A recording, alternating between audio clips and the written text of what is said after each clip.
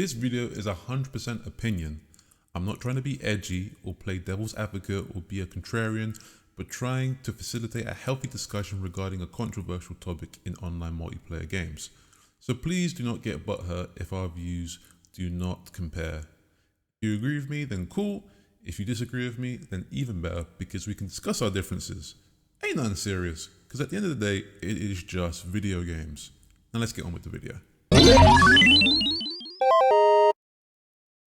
If you're one of the many people that have been playing online competitive multiplayer games for like the last 2 to 3 generations, you might have come across something called skill-based matchmaking. Essentially, it is a system in online multiplayer games that matches people with others of similar skills, so matches are more balanced and fairer across the board. Bad players play with bad players and good players play with good players. I think we can all agree that nobody likes getting absolutely destroyed in a video game by people much better than you. And there's nothing rewarding with or satisfying dunking on noobs all day, because personally, that can get boring after a while, and at that point you might as well just play against bots. It's like microwaving a rustless burger and calling yourself Chef Ramsay. The concept of skill-based matchmaking, or sbmm for short, is not a bad idea, as playing against people your skill level should be a fair match for everyone, as nobody's at a disadvantage.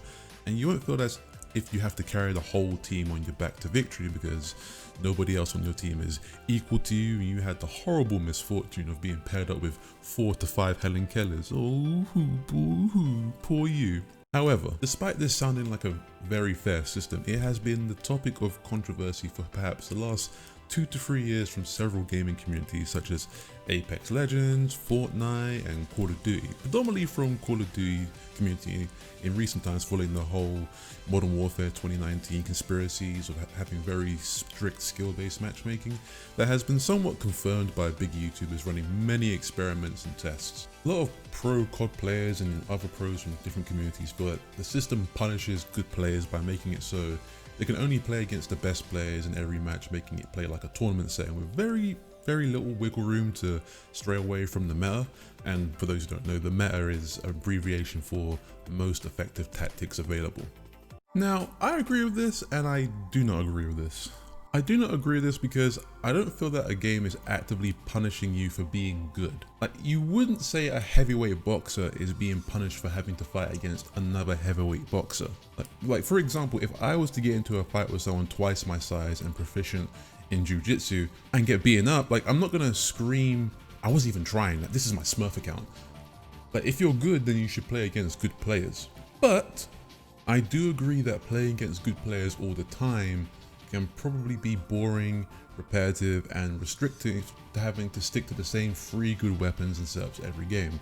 You don't get an opportunity to go off the map because you'll most likely lose and ruin the experience for everyone else because you didn't feel like playing seriously. You're unable to play the game casually and have a variety of different matches. It starts feeling like a chore, which no game should feel like. And it makes sense why many people, including pros, YouTubers and whatever, create Smurf accounts in online games with skill-based matchmaking, because even good players want to enjoy the game casually at times and take a break from an intensive competitive format. Now, this video isn't here to say that skill-based matchmaking is perfectly fine and people should stop complaining or that it's bad and it should be removed altogether, but depending on how the system is implemented into the game can make or break things. It's more so to do with how the tool is used and not so much about the tool itself. Take a look at Overwatch. That game has pretty decent SBMM because it needs to have a good ass SBMM system, more than fried chicken needs seasoning. You have a ranking system with point brackets to give players an idea of how good they really are. Its gameplay revolves around excellent team play, communication, composition, and if everyone is at the same/similar skill level, then it makes for a satisfying and smooth game because you're not worried about Dingus McGee with baked beans for brains, feeding kills to the opposing team harder than a pizza party. I make a lot of food references on this channel, but I honestly feel that the best metaphor when discussing video games is food. Skill-based matchmaking is not a problem in Overwatch because the system like this services the gameplay due to how dependent you are on your teammates. Even with Overwatch's sbmm system, it has other modes such as arcade, custom games, and quick play, and even different events to give players a break from an intensive competitive format and allow them to goof around in a more casual setting and give them a variety of play choices, which I'll get into at a later point in this video. Take a look at Super Smash Bros. Ultimate. This is a game that I feel has poorly implemented skill-based matchmaking, where I feel it would benefit with it being better. Ultimate has something called GSP, or Global Smash Power, which is supposed to be an indication of where you rank in relation to players who play the same character as you. But there isn't any categories, rank, or title that is tied with this value for players to see, so you're confused as to how good you really are. Like, what is the difference between a 2 million GSP Ganondorf and a 4 million GSP Ganondorf in terms of skill? Sure, like the number is larger, but what does that mean to me as a player? Like, am I absolutely trash, or should I sign up to my local tourneys? Smash Ultimate does have a separate matchmake setting called Elite Smash, which is supposed to let you play against the cream of the crop, but even getting to Elite Smash isn't very well communicated, because they don't display the threshold to reach for you to know whether you're close to Elite Smash or not. For example, my Terry is hovering around 5.7, 5.8 GSP, and I can't tell whether or not I'm close to Elite Smash or just nowhere near. Honestly, a simple bronze, silver, gold, platinum ranking system would have sufficed, since it's the most familiar to the masses. I can give some indication of how skillful I am at a character and whether I'm being matched against people who are truly my own skill. Going back to Overwatch's abundance of game modes, I feel like most online competitive games, if possible, should have dedicated casual and competitive modes for players like myself to pick and choose what kind of experience they want. Halo 3 was incredibly flexible and agile for giving players a different experience depending on what flavor of play they enjoy. You had your solo playlist, team playlist, big team playlist, MLG playlist, and a custom mode that had stupid amounts of freedom to create and make your own matches the way you want them to play. So my solution to skill-based matchmaking issues in games like Call of Duty, Apex Legends, and so on and so forth is that they should make a dedicated casual matchmaking mode and a competitive matchmaking mode. Casual mode will go like this: standard game modes with quick play format. Skill-based matchmaking influences 20% of the matchmaking, while the other 80% is focused on ping and internet connection. Include more unique, light-hearted casual game modes such as Prop Hunt or Infected. Have more seasonal events. This playlist would be for the people who want to jump in quickly, play some matches, play some Call of Duty, and have fun with a group of friends in a casual setting. Competitive mode goes like this: game modes with competitive / tournament settings, map rotations and points to win and so on and so forth. Skill-based matchmaking influences 80% of the matchmaking and 20% of the connection, so determining things like players in your region and servers and so on and so forth.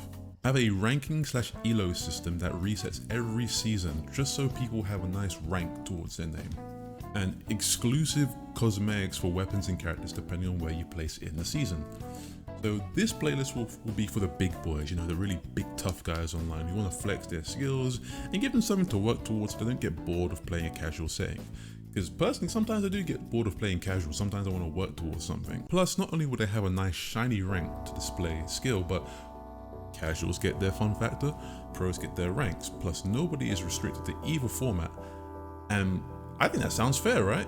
Now, some people might get a little funny about having certain items, such as cosmetics, locked behind a skill wall, and that might be discouraging to lesser skilled players who aren't good enough to get them, or feel that if they should get anything they want because they've bought the game. But I have to disagree. Good players should be rewarded for the time that they have dedicated learning and getting better at the game, and should have something to show for it, much like a trophy or a medal or a ring. It lets others know how good you are and gives a sense of achievement and pride for being at that level, and it wasn't just something you bought or got from a random loot box. I could talk more about this, but I wanted to make a short video on this as something to spark a conversation, surrounding it, as I don't think it's a bad thing, but it can be executed badly, which others think, it can make others think that it is a bad thing overall, skill-based matchmaking. So let me know your thoughts down in the comment whether you're for it or against it, and let's get to the bottom of how skill-based matchmaking should be. Once again, I know this is a very short video, but I'm trying out something new on the channel. I'm trying to make very easy, shorter content to push out, just so I'm not spending months on end just making one video. So I don't want to keep you guys in the dark. Anyway, thanks for watching, peace out, and have a good one.